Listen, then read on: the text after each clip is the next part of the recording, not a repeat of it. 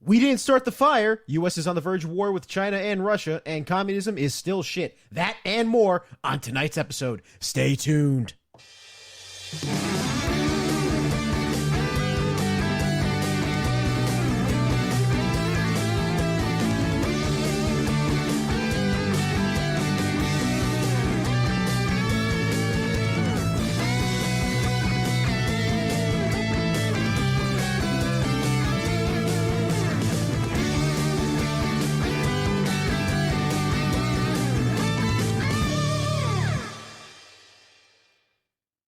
Good evening, ladies and gentlemen, and thank you for tuning in to Daily Nights. I am your host, Treasonous Truths, and joining me tonight, as always, my co-host, Daddy Sins. Say hello to the ladies and gentlemen tonight, Daddy Sins. Yo, what's up, everybody? It's Daddy Sins in the house tonight. I hope you're having a good night and a sinful night. And if you're doing sinful things, remember that Jesus is watching you. Y'all need Jesus in your life. That's what he's basically saying, probably. I mean, technically, if you know who definitely needs Jesus, Sam Smith Who? needs Jesus. Who's Sam Smith? When he did, that's the guy who did his satanic. That thing guy. at the Yeah, see, Grammys. again, that the thing just completely lapsed out of my mind because he's just not a someone who I think should stay in the cultural zeitgeist, to be honest.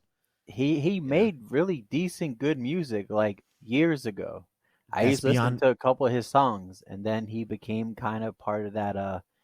Well, here's a tinfoil hat conspiracy thing, that whole agenda in Hollywood, right? It's this kind of the thing, like I said, conspiracy. It's kind of the same thing what happened to Sam Smith and also happened to Hispanic artist Bad Bunny.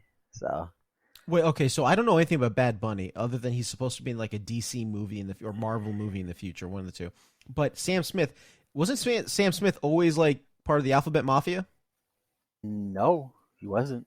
No, I I mean, thought he he was. probably he probably had like that he was maybe had some friends that he wasn't, but like it wasn't the fact that he was just in the Alphabet Mafia. It's just what his performance he's in now.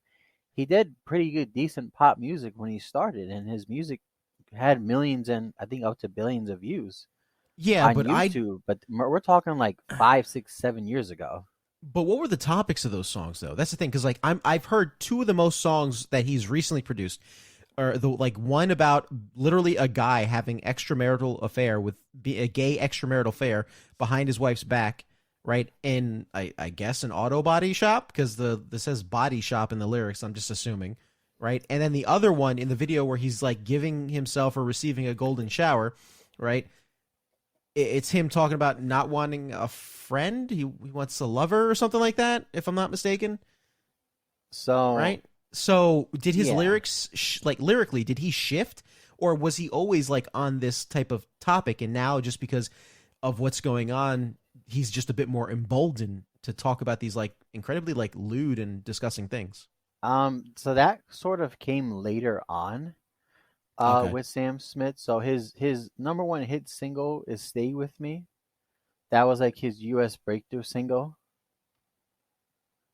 Um, so that kind of it earns led to Grammy wins her record of the year, and this was probably back. I'm looking now.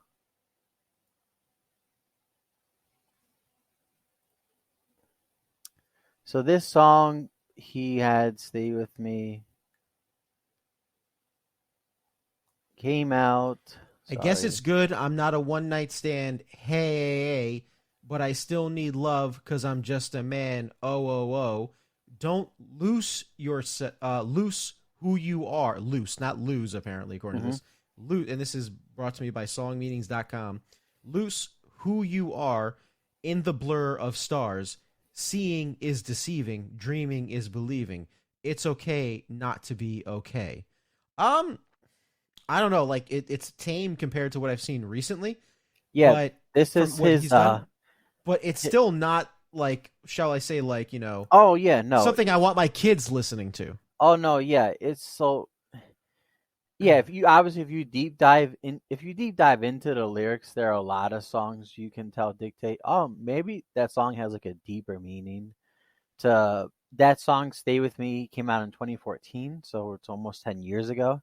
So it was a pretty Right. decent song, right? But then what he did now at the Grammys is the whole satanic thing, I think right? our definitions are of decent are shall we say subjective in this case. Well, yeah, no, it very much is because we have similar music, but our also music is like our individual music take is very different at the same time. Yeah, significantly. Yeah. I would not even put Sam Smith on the radio for my kids like at all. I put other No, groups I on like I listened to it because it was on the radio, and he had that literally that one song that I okay. used to listen to, and I was like, oh yeah, this is a pretty decent like pop song. I hate And pop. mind you, well, yeah, that's what I'm Yeah. saying. But Yeah. mind you, that was like I said, 9 years ago. And then now what he did at the Grammys, Sam Smith raunchy music video sparks controversies. Critics claims hypersexualized content of "I'm not here to make friends" and calls for age restrictions as children as young as 5 can watch it on YouTube. So at that point, I would granted he made that song right, and there are a lot of other singers out there who are controversial, right? But that should so YouTube has YouTube for kids. Mhm. That shouldn't be available to watch for YouTube for kids. Like if you have a parent and you have YouTube for kids, they shouldn't be able to type Sam Smith, and if they do, any of his music videos shouldn't be able to come up. So that and the part, regardless of whether he made, we've had controversial singers. Marilyn Manson was a big controversial singer in the Well, I mean, '90s. but that's also an issue with like the contextual awareness of a song. For instance, Hmm. when you think of the AC/DC song "Highway to Hell," do you know the origin of that song? Do you know what the contextual awareness is of that song? Like what it's about? Me personally, no. The You should song is just tell the about audience. no. That's what I'm saying. Like, do you? I'm asking you as Oh an no, I individual. told you I don't. Okay, so that song is about AC/DC's first American tour. They compare, and it's like I said, it's a metaphor. It's a metaphor for literally they compared their first tour in the U.S. as a highway to hell because it was so grueling. You listen to the lyrics of that song, right? And there you go. Okay. Yeah. So it was kind of Uh, like it was a huge like issue for them when they when they started, like you said, touring in America. touring in the U.S. particularly, yeah, the Yeah. first North America, well, rather their U.S. tour, yeah. So, and if you compare that to Sam Smith's song at the Grammys, "Unholy," I think is what it's called, right? Yeah, the There's one where no he's wearing that fucking. You have a the devil man hat and all who's that. wearing a corset and a devil's hat. But he wore a corset in his music video, and he's There's on that whole devil scene. there is little to imagine with the lyrics of his song. His song is pretty much direct. You know, mommy doesn't know that daddy's getting hot. You know, he's having, you know, it sounds like he's having an extramarital affair. Compare that to the actual metaphor of Or your external first crisis. that maybe. But also comparing that to literally a band's first outing in the United States, they're not comparable. If you want to compare those two songs, because I remember I follow Maj Tari on Twitter, and he brought up this whole thing against conservatives. Oh, conservatives get upset about Sam Smith, but they do nothing about Highway to Hell. And then that's when I responded with, well, the context. Let's look at the contextual background for Highway to Hell. The contextual background for Highway to Hell is that it is literally a metaphor for their first tour in the United States. What is the contextual background for, you know, Unholy? It's not a one-for-one comparison. Okay? If you want to make a one-for-one comparison, because I wasn't taking a jab at him, I was just trying to help him build a stronger argument, because he's not wrong in that regard. Because I Yeah. know a lot of conservatives who will love a song like Pour Some Sugar on Me, right? But yet vilify Sam Smith for what he did. Hey, by the way, look up what the song meaning for "Pour Some Sugar on Me" is. It's literally a guy fucking blowing his load on a chick. That's literally what that song's about. That should be a Christmas hit single. Oh yeah, absolutely. But again, You know, I was my making that stab. reference towards Go ahead. What were you? that Christmas song that was supposedly banned because of the deep meaning behind it. Which one was this for our audience? It's a Christmas song talking about he invites a girl to his house, keeps her in a warm night. And then it caused controversy because they were Baby, thinking, it's cold outside. "Baby, Baby, it's it's cold cold outside. outside." Yeah, Yes. thinking that Yeah. he was trying to allure some woman to his house, and then some people were saying, "Well, no, he's just it's a cold night in winter. You would rather be stranded outside, or with some guy that you met on a date or something, right?" Right. So that whole song called Which was stupid. Like controversy. Yeah. if you're looking at the contextual awareness of that song, it has nothing to do with that whatsoever. It's literally like a guy and a girl are spending time. He doesn't want her to go because baby, it's cold outside. Stay warm with me next to the fire. We can cuddle. There's no reference of him doing any sort of lewd or sexual act. Anything else is just literally in the imaginations of the depraved individuals who are out there. But going back to what I was saying, my whole point to Maj Tari, he never even responded. Some other guy responded though, and we went back and forth a little bit, not like an argument, but he was being like sarcastic about how dare you apply context to a situation. Um, How dare you? how dare you? It was a joke. The guy was joking, obviously, but Yeah. but I appreciate at least like someone got back. And so the whole point that I was making to Maj in this instance was literally we need to, if you're going to make a jab at the conservatives, which there are a lot of things you can make jabs at conservatives about, at least be intellectually honest and be, at least apply the proper context. So if you're going to target them for a song that they like and it's something that's supposed to mirror the depravity of the behavior for a current artist, make sure the song that they like mirrors it. Like I said, Pour Some Sugar on Me. That's literally about a guy blowing his load on a chick. Or I don't even know if it's. I'm trying to. It's been a while since I listened to that song, so I don't even remember if it's a chick or just generally just a dude blowing his load on someone. Most likely it's a chick because it's the '80s and it's Def Leppard. So, but with that being said, that's a better one-for-one argument, and at that point you actually have some sort of like leg to stand on, as opposed to criticizing Highway to Hell, where Highway to Hell, knowing the contextual background of it, no, it's literally about their first U.S. tour. Try again. Yeah. It is. It's funny. I was gonna make a joke when you said what the conservatives did, and that's what we were talking about the other night. How the quote conservatives and the Republicans gave up on the entertainment culture, and now it's Oh, put they us did. now it's Yeah. put us in this debacle we're in right now. Yeah. This huge debacle. Oh yeah, no one's gonna worry about superheroes, comics, cartoon shows. Dungeons and Dungeons and Dragons. Dragons, they're gonna care about that's all childish kid stuff. That's the devil. No one's gonna make money with video games. Insert 30 years later, at least where we are now. Yeah. Yeah, you nothing wrong with focusing on the family unit, which is a great thing, right? But you also gave up something that you didn't really put much thought into. Because like we were talking about last night, right? Mm-hmm. At the end of the day, you do your job, you do your family thing, whatnot. But where's your outlet? Or Like, what? where's What your do you? outlet release? What's entertaining to you? What do you do to spend time with your kids? What do you do? Like, what is it that your kids are doing when you're not around? Right? If your kid, like for instance, if your kids are playing with other kids, right, and they all decide to play Dungeons and Dragons, and in Dungeons and Dragons nowadays is injecting this cultural Marxist like ideology, your kids are going to get like their minds are malleable, so they're going to get influenced by such a thing, right? And that's saying Hmm. hypothetically, if Dungeons and Dragons was a cultural Marxist thing, not saying that it is, just for clarity's sake.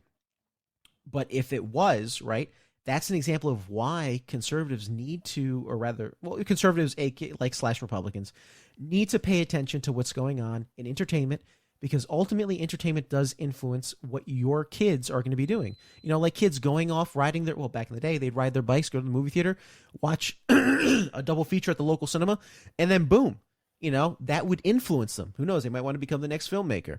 But if someone injects some sort of ideology that you really don't want your kids being exposed to, right, without you being there to explain it to them as to why it may be wrong or what's like what the failings of it, so they can eventually come to a conclusion themselves, right, they're going to get completely shaped into whatever that person and whatever group they're associated with, and then you're going to wind up having strife at home, and you wind up producing that stereotype where it's Here's the son or the daughter who's a teenager and she's, ragging on her dad. The dad can't do any good. The mom's ragging on the dad. Everyone's ragging on the dad because the dad sucks. Mm-hmm. Tell me how many sitcoms were there that was literally like, in our era, that was the dad sucks. That goes into our future episode that I want to talk about Mm-hmm. I'm gonna call it the decline of masculinity in the entertainment industry, with focusing on, especially as an example of the dad being the quote goofball, and the quote goofball and a good for nothing dad in entertainment culture, not from just a ha ha funny type of thing basis, but when it, especially now in this modern time, it's even more. It's a lot worse. It's not your typical like Simpsons, right, or Family Or Guy. or Al Bundy, that type of Al, thing. Bu- Al Bundy, that was a classic show. Married with Children. Yeah. Married Children. Al Bundy, that show will get canceled today. That show would never leave the writing room. That's the thing. No, no. And Al Bundy would offend everybody. if it did, chances are Peggy would be having an affair behind Al's back. Al would actually probably be cucked and actually love it. His son would be a transrexian, Mm-hmm. and his daughter would also probably be on her like first like unplanned pregnancy. Unplanned or started an OnlyFans. Yeah, that too. Exactly. That would be literally what a modern writer would do. Yep, and it's like, yeah, you want your children watching that. Good job. Yeah. You say, oh, what about Al Bundy? He said mean things. No, he didn't say mean things. He said mean sarcastic truths. There's a difference. Yeah, because he was the one he was the star athlete, and then everything after one day just got fucked up, and it just became a down spiral, and he got swallowed into a cesspit of things that he didn't want to do. He got stuck being a shoe salesman, living the glory years of back when he threw like Back that when he was a football player. Yeah, back when he was a football player, and he made that awesome throw. Yeah. It's kind of like it's the kind of living in the past type of thing. Like you had the glory days, but now it's time to look to the future. There's nothing wrong with a little nostalgia, but don't let that nostalgia just keep you entrapped. It. I was just thinking. Imagine if Al Bundy had like a Twitter and someone commented, and his sarcastic comment would be next. It'd be like cancel. Do you think he would be like just as bad or worse than Andrew Tate? I think he'd be worse. Like, okay, so if we're saying worse, I think he'd be worse in regards to like sarcastic remarks. I think he would just be crude. Andrew Tate, as far as I can recall, correct me, you're more of the one who's experienced with Andrew Tate, but Andrew Tate, from what I understand, isn't a crude individual, right? No, he says very truthful things. He comes off. He's very blunt. He just tells you things bluntly. That's it. He tells it very blunt. He's straightforward about it. Obviously, he has a character. He uses his comedic ways to deliver his message. See, I'm a bad person to ask because I'm not very well familiar with Andrew Tate. I have been keeping up lately with what's been going on with him in Romania and how they just recently extended his sentencing again. Right, Yeah, which is good job. You're not going to find nothing, in my opinion, but who knows? So, well, yeah, I mean, clearly the information that's been coming up lately, that text log, I think that recently got released a couple days ago, right? Yep, text log from the WhatsApp. Yeah, so that also shows that there's a somewhat of a conspiracy against him, right?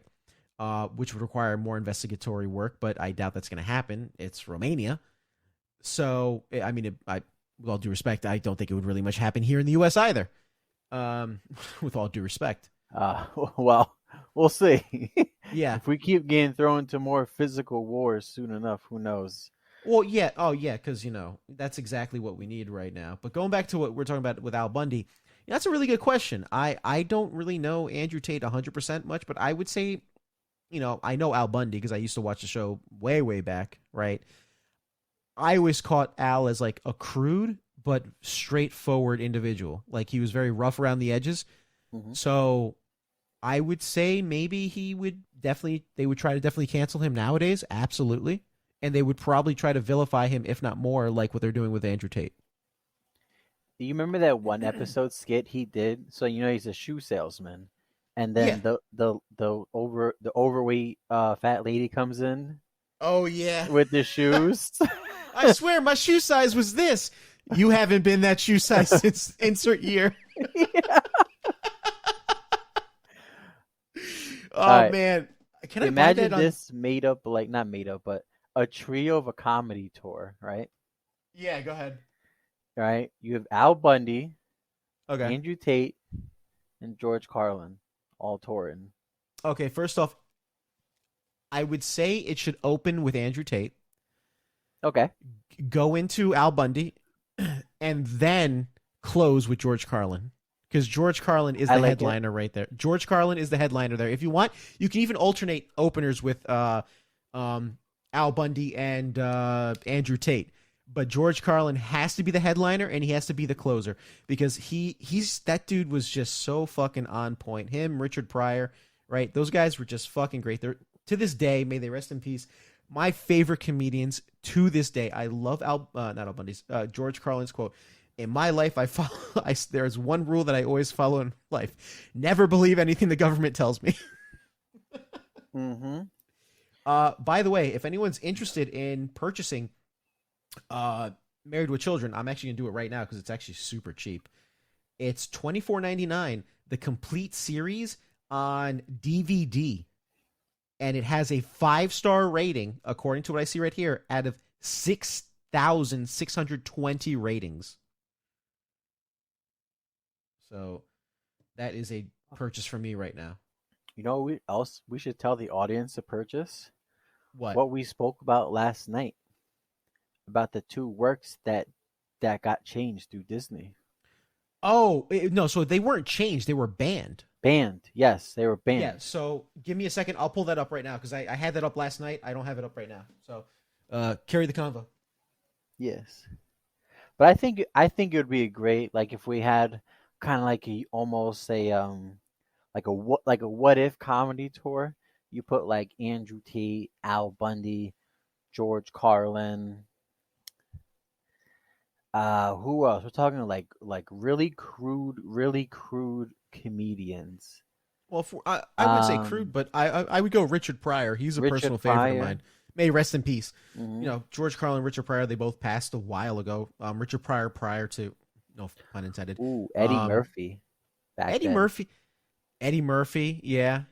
He's kind of looking to replace Bill Cosby from what I take it when it comes to being like America's dad, if that makes sense. I was gonna say, given hold on, there's some context there. That's the context. He's not. No. Okay. As far as I know, no Quaaludes were Yeah. no Quaaludes were consumed in the making that statement. But Comedy people. go back to what you were saying, however, it is most likely that the richest duck in the world is that's the story that's being banned, as well as let me see if I can pull this up right here on Twitter. According from the official DuckTales Twitter, by the way, give them a follow, guys, if you like DuckTales. The Dream of a Lifetime. Those are the two stories that are being banned right now. Their reasoning for the ban is they basically consider them insensitive and don't align with the values of Disney. If that's the case, then this is what you do. You give the estate the right to those stories alone and allow the estate, this would be the Don Rosa estate, right? Or Don Rosa himself, and eventually his estate when he passes, unfortunately, as all, not to get all deep, but as all humans eventually do. Let him have those stories. You don't care about them. Why keep them in a vault? Are you going to wait till see if the cultural shift happens, and then you're going to be like, oh, we reverse the banning and try to keep it under wraps? No, don't be hypocrites. Actually, stand by your quote values, Disney, for once in your fucking life. And then they probably have it in their vault. Honestly, oh, they do. It's just going to be sitting there. it's almost like when Wizards of the Coast opened up a whole bunch of Legends boosters for the Dominaria United set, Yeah. and we're putting Legends cards, but obviously they took out the cards that were quote insensitive, Like right? Crusade, right? Was that one of them? Um, let me double check. But I know Rudy from Alpha Messent, he made videos about that, and he asked because so Wizard of the Coast spent so Seven apparently cards. they Yeah. over $1 million to just open up those boxes. That's how I guess they're much worth on the second market, which means they probably had them in their vault somewhere, Yeah, since right? production. Yeah. And they put Legends cards in there. Obviously, the big one, the big target being Tabernacle of Pendrell Vale, Mm-hmm. stuff like that. Um, and So so we're asking, so what did you do with the controversial, like the quote controversial or cards that you were deemed offensive? And right, so obviously they just didn't throw them in the garbage. no. And to just clarify with our audience, the seven cards in questions were Invoke Prejudice, Cleanse, which I thought was the dumbest thing ever, which actually says more of the mindset of the people working for fucking Wizards. I understand Invoke Prejudice. The ghosts, kind of like the spirits, the esque like things, kind of do give off that, Ku Klux Klan type of look. Okay. I'll give you a little leeway with that, I but can see that. I still think it's stupid because, like, what, are you going to shelter people from the atrocities of the world to the point where they become complete pussies? No. Like, let's be honest here. All right. So I'll give you a little leeway with that one, but personally, I wouldn't have done it. Cleanse, so the reason for Cleanse is because the fact that the monsters being killed in it were of a dark like color. So are you saying that you view, people of a darker color as monsters and that they need to be cleansed? Like, Wizards, you need to clarify this. Like, let's be honest here, because honestly, the card, there's no problem. It's just like a bunch of random monsters. Some of them are like green. Most of them are actually like a greenish color, right? Just being destroyed. And I know the card says destroy all black creatures, but like, what? You're gonna get? Are you gonna get rid of terror? Because last I checked, I just got done opening a bunch of what is it, Dominaria remastered. You still have terror in there that says destroy target non-artifact, non-black creature. Let's be honest here. Stone throwing devils, which it's literally a 1/1 swamp, and it has what looks like a bunch of demonic imps throwing stones. What's like the big deal with that one? Pradesh gypsies. I guess they're trying to appeal to the gypsy market. Sounds stupid. Jihad, which literally means just holy war. So I guess what, are you going to ban from anyone from saying the word jihad, Wizards? Imprison, and then last but not least, crusade. Like, come on. Like, when are we going to get done with this whole bullshit? Like, people are so fucking sensitive. You say the wrong thing, and like literally, you give a sandwich order in the wrong way. They're going to fucking think you're what? A supremacist of some kind, regardless of whatever. It could be white, black, Asian, whatever.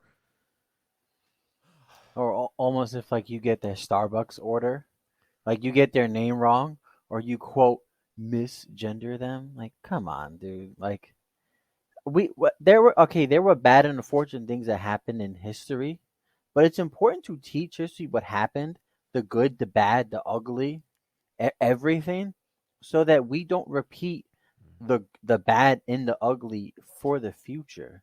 Well, that's the You thing. We're don't repeating it repress now. history.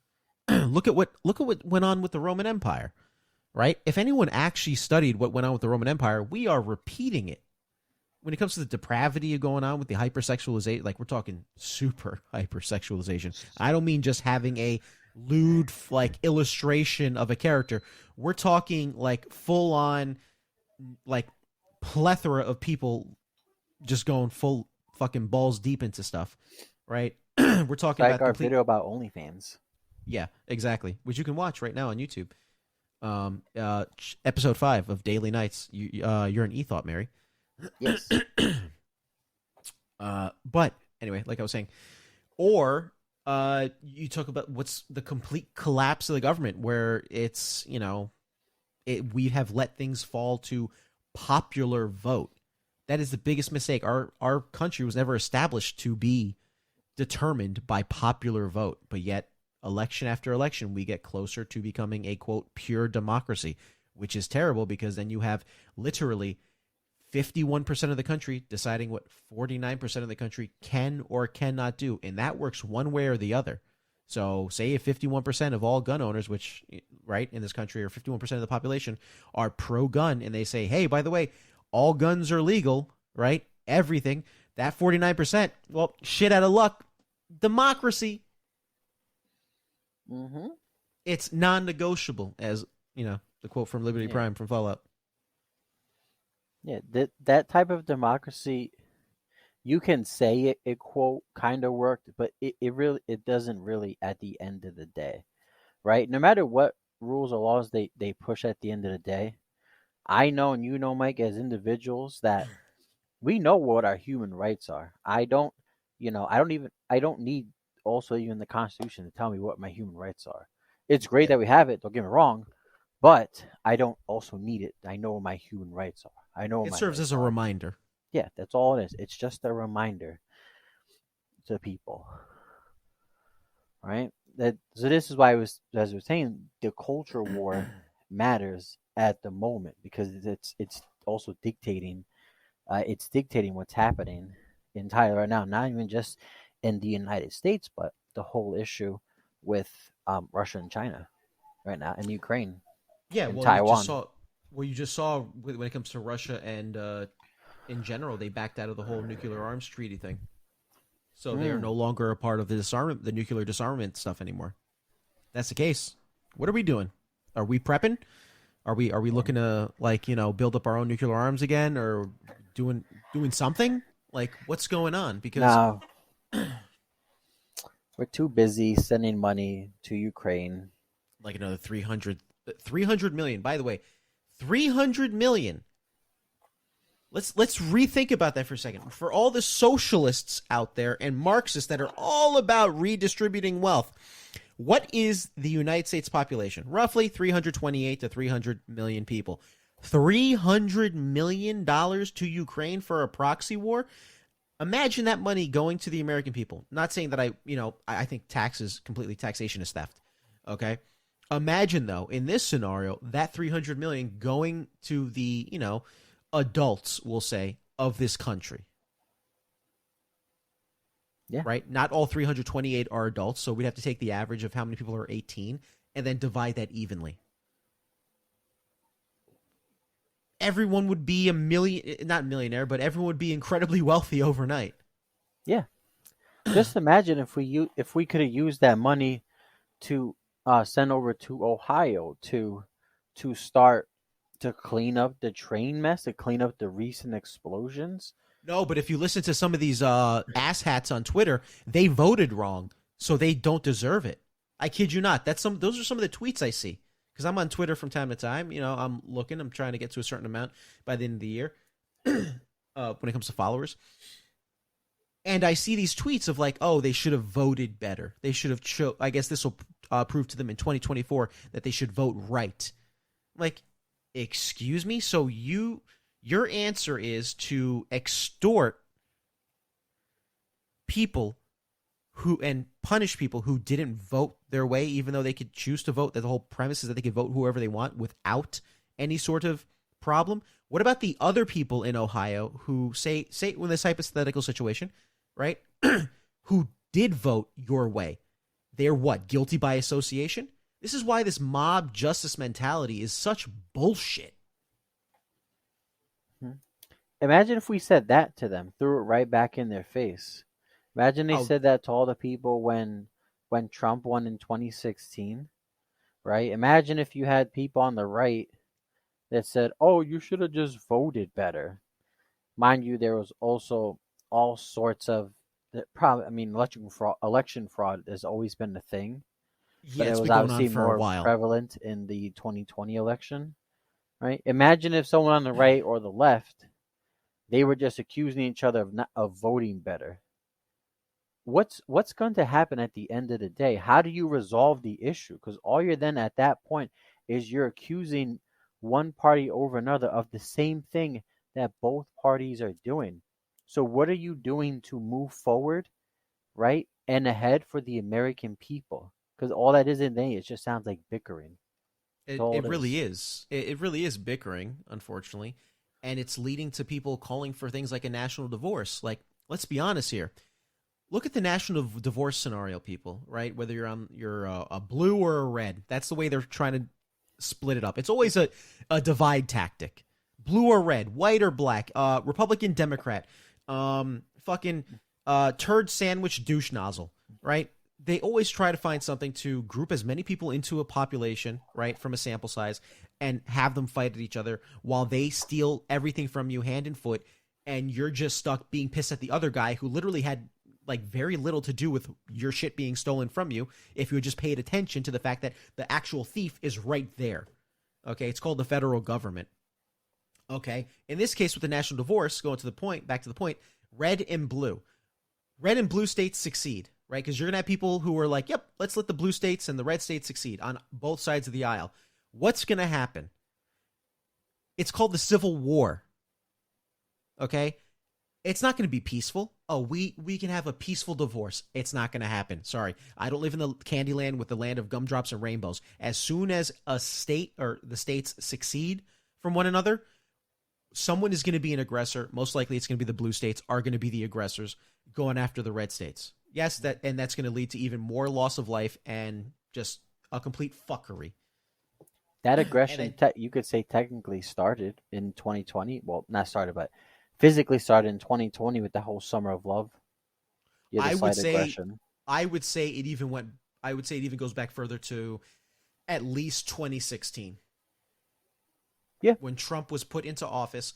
Not put into office, sorry. He wasn't put into office. He was President-elect Trump because up until that moment, they didn't want to emphasize, oh, he's not president yet. He's president-elect, right? They wanted to focus on that part because they were hoping that he would not make it to Inauguration Day.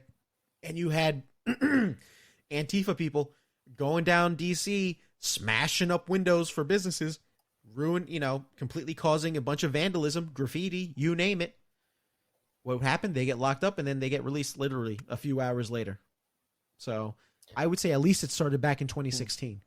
If it Mm-hmm. goes back further, someone in the audience, please make us aware and inform us of such. Yep. Don't tell us just, not saying don't tell us how you feel, but when you try to perform an argument against, not an argument, a discussion against someone, it's always important to bring up facts. Your opinions and how you feel is what drives your factual statements going forward. That's how it works. Yeah, pretty Don't much. tell me I think or I feel. As soon as I hear those two words, nope, I'm just like, okay, you're a lost cause. Unless you can provide some facts before or after, bring it. But other than that, once I hear I think or I feel, nope, there's no conversation. There's no argument because that's not how the world works, unfortunately. You may want it to work like that, but then there's nothing that's grounded in truth. And it doesn't work like that. We need stuff that's grounded in truth. Yes, I agree. I don't know if you were waiting for. No, no, no. I was finished my statement, for Okay. the audience and the people out there. We try to inform them, Mike, about things going on in the future. That's the purpose of Daily Nights. We talk about fun things. We talk about entertainment things. We talk about things going on in the world. Because at the end of the day, we're not here to convince you or tell you what to do or how to run your life. No, we give you the information, then you decide at the end of the day. Because it's ultimately up to you and your responsibility, not ours. Yeah, and something I always encourage is do your own research. And when you do your own research, make sure to look up who is actually conducting this research because there are a lot, there were studies back in the day. Oh, sugar's great for you, fat's bad for you. But now they're finding fat's actually not actually really bad for you and sugar is fucking terrible for you. Okay? So do your own research, come to your own conclusions based off of said research. And with that being said, let's talk about something that is completely made up, but also reinforces everything going on. The Last of Us, episodes 4 and 5. It's been a while since we've done and I say been a while, it's literally been 2 episodes probably, or 3, since we've talked about The Last of Us. And our expert on it, Daddy Sins, please inform us, because I'm still on episode 3, technically speaking, because I'm not watching the show. So I need to live vicariously through you when it comes to this entertainment. So what goes on in episodes 4 and 5? Like, what are the big like hinge pins? People are talking about how it's a good episode, but it's not exactly perfect, or good episodes, but they're not exactly perfect.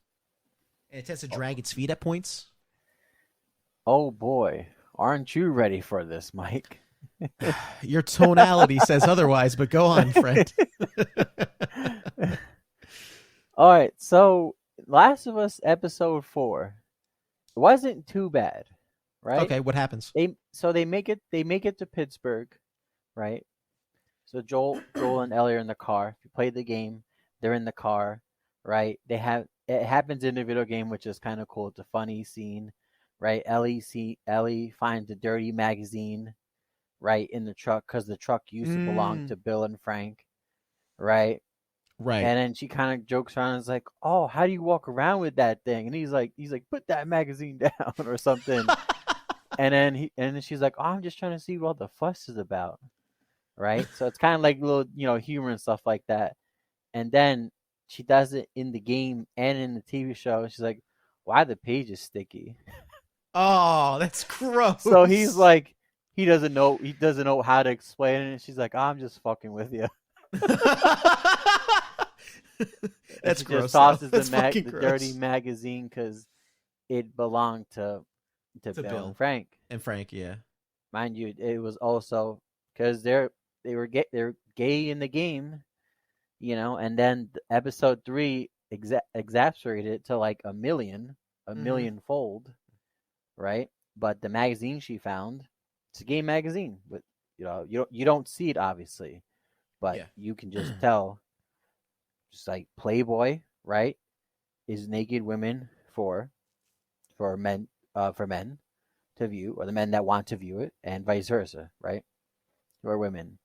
Right. So that was that. So that was like the little funny scene, because it happens in the game, and it's funny humor.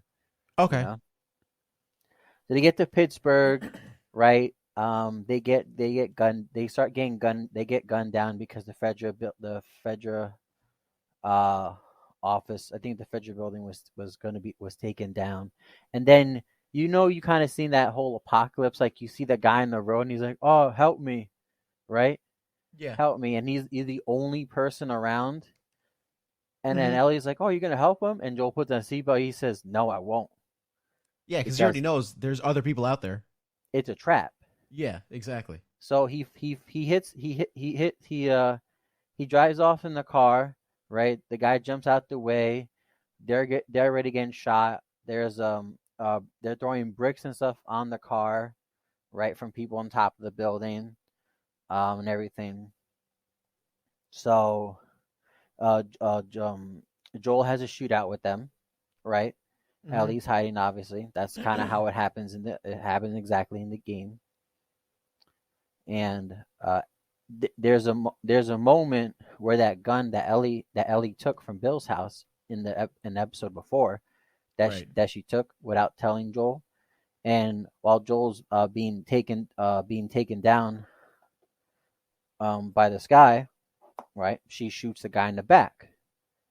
And he's like pleading for his life, "Don't kill me, don't kill me."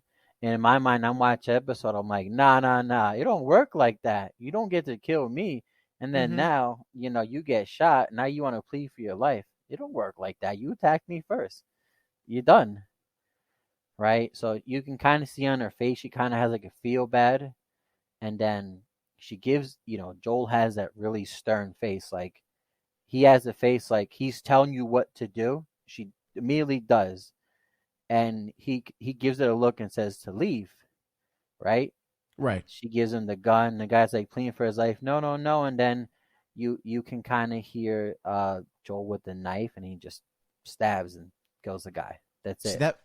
That reminds me, I think it was a post on Twitter where someone was just putting up like a meme. It was like, you're with someone, it's dark, it's nighttime, and you're driving, but you see this. And it's literally like 2x4s throughout a road, haphazardly with nails sticking through them, all over. And it was just interesting to see the various different like replies people were talking about. One person, the most common reply at least, was literally get out of the car if you have your gun or guns and you're with someone, and just start empty out a mag into the woods, and then I'm not sure if this is correct or not, right? You know, and then reload, and then do that because it might scare them off, or you might hit one of them or something. That was the most prominent response that I saw on Twitter, and it was pretty interesting to see just like a whole conversation develop around this whole thing, and it reminded me of post-apocalyptic stuff, because that type of shit in a post-apocalyptic setting would become even more likely, because highwaymen, that's basically what they are, thieves. Yeah, that's what they're. They set up a trap. Sometimes if there's a woman with them or a child, or worse, they'll use the woman and child to like stop. And obviously, you know, your instincts kicking back. Oh man, if I don't help this child, no one's gonna help them, right? And then before you know it, now there's like 4 raiders from each side of the road that are swarming your car. But You that was know? like in The Walking Dead had something similar, wasn't it? When they were on the farm, right? Yeah. And they were debating on whether to let someone in or not, and they were like, "Oh, how can we do that? We can't be heartless. We have to be better." And then like someone else was like, sometimes we can't afford to be better, because how do we know they're not, they're alone? And then ultimately they're like, "Oh, we're gonna let them in because I would have a better conscience." And I'm like, yeah, like that's how you know it's a TV show, because they can make those decisions where, oh, my consciousness will outweigh that. But when it comes to actual survivability, you're thinking of yourself and just yourself and your family's safety in general, or at least your community's safety, over that one person. hmm it's more realistic, Yeah. honestly, if you were to actually put it in a survival setting. Because yes, it's cool to watch these shows, and they do teach stuff. But at the end of the day, they're more or less supposed to represent the quote the real horror of human nature and what humans will do to survive. So you could think this is a great show and everything, but this is where you're supposed to be mature enough to be able to separate like what's real and what's not real, Right. right? Obviously, clickers aren't real. The bloater isn't real, which I'll get to in my episode 5 review, because that was probably the best part of the episode 5. Honestly, Okay. it is my second favorite episode right now. But I had to clarify, the group that Joel had a firefight with was the militia group. So they get there now, and the woman, there's a woman in charge of the militia group. Her name is Kathleen, and the young man that Joel was having a firefight with, that was her uh just in your text. Go on, go on. Yeah. We're waiting. Is that you want me to say? Go on. You were saying Yeah. Catherine, you said, right? No, Kathleen. Kathleen is Kathleen. a leader. So they're in Pittsburgh, Kansas, to clarify. So she's a Pittsburgh, leader. Kansas? Kansas City. Sorry, Kansas City. Oh, I was going to say, I thought Pittsburgh was in No, Pennsylvania, but I misspoke. So I had to it's all good. clarify for the audience. So Kathleen's in charge of this militia group, because she was looking for one of her close friends. The close friends that died was a young man that Joel had a firefight with, because he hasn't gone back in a while, obviously. So she's looking for him, right? Like, where Right. they go. But Kathleen is really looking for a man named Sam. Which, you play the game, you know who Sam is, Who's Sam? right? So Sam was older black gentleman who he was originally part of that militia group, but he's deciding to leave because there was this altercation between Sam and his younger brother, where his younger brother needed some medicine, and Kathleen was like, "Nah, I can't." Right? But there's changes to that, and you'll see, because that whole interaction with Sam and the younger brother, there was more involved them in episode 5, and they did change things that happened in the game, and I do have some controversial hot takes about the changes they made. Okay, I mean, if it's you talking about So episode 5? yes, in episode 5. Okay. So my biggest gripe issue with episode 4, Mm-hmm. right? So mainly the Joel Ellie, so they're hiding right in Pittsburgh because they don't want to get found out by the militia group. I almost Right. said Mishra. I got magic on the brain always. It's all good. So and then it goes off screen. You meet Kathleen. She starts off interrogating this doctor about looking for Sam, right? And they get back to the streets, right? She says, "Look for Sam," telling all the other militia group and everything. She gets back into building, shoots his doctor. So she's supposed to come off as like someone of a leader who doesn't take shit. Here is my issue with Kathleen, and I mentioned this to you. Mm-hmm. How is Kathleen in charge, but her second right hand man, right? Who has, you could say, assault rifle or anything, all these types of M16s, right? A whole bunch of them militia group has, right? But her right hand man he's wearing body armor. He's got the gear, right? It's his older man, right? He got his rifles, M16s, AK, a whole bunch of them they got in the show, right? Well, I'll tell you right now. It's because she's a strong, independent woman Yep. that takes no shit from nobody. Even though in that scenario, the guy would be like, shut the fuck up, and immediately take control of the situation, especially if he has sort of like a, military background or some sort of background where they have to deal with like, okay, we're surviving. Sorry, whatever you're doing, if it's not helping to survive, we're not doing it. Yeah. My biggest gripe with it, exactly like you were saying, my biggest gripe with Kathleen is that how is, like you said, of the whole whole like this like independent like women being the forefront type of issue right now, right? How is the guy who has the weapons, who has the gear, who's in a lot better shape than you are, in charge? But Kathleen, nothing wrong with the actress, right? The Just it's not actress is realistic. presumed. The actress is presumed she is. She's not. She's not in shape. She's chubby or whatever. You're just not. I'm not either. And that's just the fucking truth. That's just the truth. Harsh truth. You don't like it. That's how it is. I'm fat and she's fat. That's how it is. Right. I'm listening. Yeah. So Go on. she, right? How is, but Mike in the show? She's got no body armor, no nothing. She got a sidearm pistol and probably a knife on her, and she's in charge. Does she die at all, or does she survive? Oh yeah, so not spoiler, but she dies in episode 5. Thank Oh, God. okay. I It was didn't. Oh, fucking so annoying. we're getting ahead of ourselves. Yeah. But so she does. So again, if you're gonna portray like a woman in some sort of like post-apocalyptic setting where they're supposed to be like leading a group of, shall we say, like men in general, please make them in shape. From what you're describing to me and from what I've seen stills of, she's not leading anyone other than to go to the Krispy Kreme. That's it. Yeah. I'll So, even send you a picture. I'm not saying that I've not. seen You the see- picture. You've I've seen the picture. Yeah. Yeah, She's not like nothing. morbidly obese. I'm not saying No, that. nothing against the actress, right? Yeah, nothing But against actress. if you put the money into hiring a personal trainer for her, so she looks at least the role of someone who's leading like a paramilitary group. Because Mhm. from what I saw in the pictures, she does not look like that. Like the chick who played in Mortal Kombat, I forgot her name. Wow, that's bugging me now. Johnny Cage's wife, Uh, Sonya Blade. I- Sonya oh, Blade. Sonya Blade. okay. So the person, the woman who played Sonya Blade, that's like if you toned her up, right? That would be a more realistic physique if you wanted to portray a woman in a post-apocalyptic setting who's leading a paramilitary group.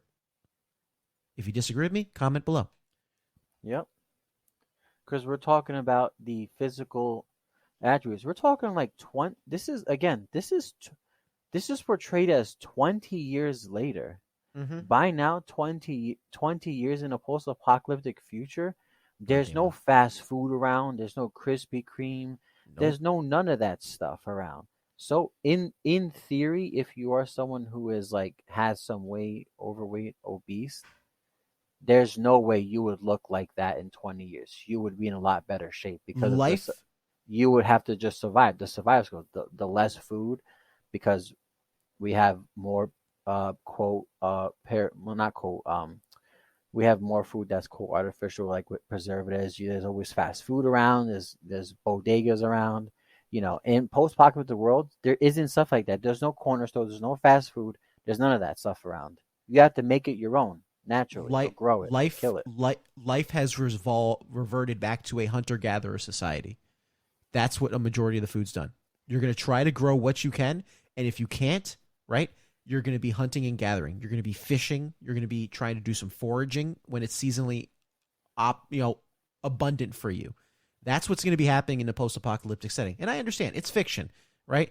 But there's so much suspending of your disbelief for your audience that they can do before they're like, yeah, no, I'm tuning out. And as we saw, there were a lot of drop-offs after episode 3. Mm-hmm. No, So episode 3 was still a huge controversy, despite what people say, saying of course it's being touted the best episode, of course. yeah, by the press. Yeah, of course. They're all fucking woke as hell. Right? So that's my issue with episode 4 is it's not that a woman's in charge. It's how they're portraying the woman Kathleen that's in charge. I'm sorry, but her second right hand man, right? I should know the person's name for context. But for context, so if you saw the show, the guy who has the body armor, who has the assault rifle weapons and all that stuff, he's long hair and he has a long beard. For context show, he also plays Joel's brother in the game. Troy Baker.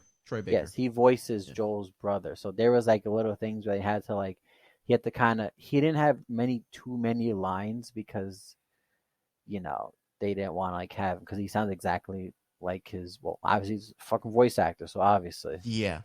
Right? So He has I an get iconic it. voice. He has an Yeah. iconic voice. There's an iconic voice. Nothing wrong with him. But he should be in charge. I'm sorry. For reverting back to Hunter and Gather, right? So Men were the hunters, women were the gatherers. So if I can interrupt you, his character's name was James. James. Okay. Thank Yeah. you for clarifying. Yes. Yeah. I should have known that, but I forgot for context. There's a lot going on in the show, from what I understand. Yes, there's a lot because they're adding new stuff from the video game that they didn't add in the show. I mean, they added new stuff in the show they didn't have in the game. Right. So that's my whole big with gripes. Kathleen is supposed to come off as some sort of like badass leader. No, it doesn't work like that. We're talking like 20 years. I'm sorry. In 20 years, regardless of what you say, I'm not saying that a woman can't be in charge. We're not saying that, but you have to. When someone's in charge, that means that person is someone who has done to be the leader of in charge. It's not because of what your sex is. It's because of what you bring to the table, your skills. What did you do to be in charge? Like, were you part of the militia group? Were you part of the knights? Did you fight for years to be in charge of a group? You don't be handed down a name that you're in charge just because of what did you do to be like, what did you bring to the table to be in charge? And there was very little that they even mentioned anything. She just happens to be in charge of the militia group because she's a woman. That's not exactly what was said, but that's exactly what is portrayed. And if I have to dictate things on a physical sense in a post-apocalyptic world, like we mentioned, right? Being in better shape. And I'm sorry, but a man would be more in charge because if we're going back to hunter and gather, right? We need the men to hunt, but we also need the women to we need the men and women to repopulate the world, right? Because a lot of the world was a lot of the population was destroyed by the clickers. Right? Yeah, the cordyceps virus or whatever it's called. Scourge virus destroyed a lot of the human population in the entire world. So how do you repopulate? A man and a woman. We need more. We need more women around than men. That's because one man can reproduce with 10, 15 women. And then that's how it starts off. I'm not saying that the man is not less important, no. But if we're talking like a biological sense, that's what's needed to happen. Which is more imperative in a post-apocalyptic setting. Yeah, You know, to the be societal, realistic. the societal like the societal ideals that have been established, right? You know, things that have gone on currently, you know, whatever they may be, right? Choosing not to have kids, homosexuality, whatever, right? Um, celibacy and such, right? That might go away when you have to think about, you know, oh shit, you know, the civilization is collapsing. You're not saying like we're gonna have some fucking Handmaid's Tale bullshit, right? Because that's wrong too. But at the same time, people are going to be a little bit more conscientious about what's going on for the species because biology does play a big part in what goes on. And if you're taking anything seriously from that show, it shows how when society does in a post-apocalyptic world will collapse, we are going to have to revert back to our biological natural instincts. There's not going to be no time for this. Yeah, you can maybe like you could be gay, you could be lesbian or whatever, right? But there's not going to be this whole like, oh, I'm going to identify as 365 genders, or we're going to try to fight for this right so a guy could be a girl, a girl could be a boy. No, there's No, no time. There's first of all, you shouldn't be doing that regardless, but there's no time for that. no, there We're in a isn't. post-apocalyptic world. We have to now bring back the world to not the way it was before, but the whole purpose is to eventually to repopulate the world. I mean, it's And going to take a very long time, generations of men and women to do that. So if we're going to be a post-apocalyptic world, granted, this is supposed to be fantasy-esque because clickers and bloaters and stuff like that obviously aren't real.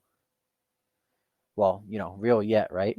Isn't there like a doesn't the CC have like a 0.0000001% chance of like a zombie apocalypse? So, well, it's not a Something like zombie that. apocalypse. It's cordyceps, like in No, I meant fungal. like the CDC and the government has like this backup plan if there was a zombie apocalypse. They said something like there was a 0.0000 many zeros and a 1% chance that there could potentially be. It was something like that, but I'm not comparing like zombies to cordyceps, obviously. But I just threw that Yeah, in no, for because puns. they're completely different. Because Well, like yeah, the yeah, and obviously, like a fungal virus, like a fungal infection is different from like say like a viral one. The viral one has a more likelihood of actually being like plausible because our natural body temperature is just not conducive to the growth of funguses. So that's why it's unlikely that it'll happen. But it's a cool concept though to think of like, oh, this fungus adapted and evolved to the point where it can infect humans. Fucking terrifying if you think about it, but at the same time, pretty fucking cool. With that being said, how does this episode end? Because we're kind of getting towards the end of our, okay. our our time right now. How does The it end? episode ends when Joel and Ellie climb up the 33 steps to go up in a tall building. They're obviously trying to hide, right? They lay down in the bed. They share some puns. Ellie does some funny puns from a pun book she has, Okay. right? And um, there was a what's it called? There was a joke she said at the end. It actually made Joel laugh because you don't actually see him ever laugh. So Right, it's because actually kind of like he's very stone cold he's survivor. very because he's very traumatized after the death of his daughter. Yeah. And we're talking like 20 years later, mind you. So like obviously he still holds that. So you know that whole like punny joke about like it runs in your genes, Yeah. right? Like how does it go? So it says she says she asks him two jokes. She first says, "Can I ask you a serious question?" And she asks, "Why did the scarecrow get an award?" And he answered. He said, "Because because he was outstanding in his field." Right? That's fucking terrible, but I love it. Yeah. Right. So he kind of says, uh, she says that joke 'cause she's obviously a kid. She's only 14 or so. She's trying to lighten up the mood. right? Nothing wrong with that. At the end, they meet Sam. She says, "Wake up," and then he wakes up. There's a gun in his face Mm-hmm. with a little boy that has a gun in his face, and an older gentleman that has a gun by Ellie's face, and that's Sam and his younger brother. Right. Which that's the end of episode 4, and that leads into episode 5. Okay. Episode 5. Episode 5 is about Sam. All right. Well, but we'll save that for tomorrow because we've run out of time, unfortunately. We're at Yes, I didn't see that. Yes. Yeah. So we ran out of time, but with that being said, we can talk about episode 5 tomorrow because it seems like it left off at a pretty cliffhanger right there with guns being pointed at people and people waking up and puntastic jokes. Yep. So tomorrow we can cinch later on episode 5 and 6 because episode 6 had some pretty interesting things that happened there too. But definitely would say episode 5 is my second favorite, with the episode 1 being episode 1. I think from everyone can arguably say it's the best episode because it was honestly the one that's actually the most accurate to the game. Okay, so episode 5 and 1 are the top 2 episodes so far that you would say. Yes. Okay. All right. With that being said, ladies and gentlemen, thank you for listening to another episode of Daily Nights. I've been your host, Treasonous Truths, and I was joined here today by my amazing co-host, Daddy Sins. Say goodnight to the lovely ladies and gentlemen out there tonight. I hope you guys have a good night. I hope you have a sinful night. And just like always, if you are, Jesus is watching. That's how we got to end the show. We just I can't do the stay golden anymore. It has to be, that's how we're ending the show. Jesus is watching. All right. Stay golden, folks.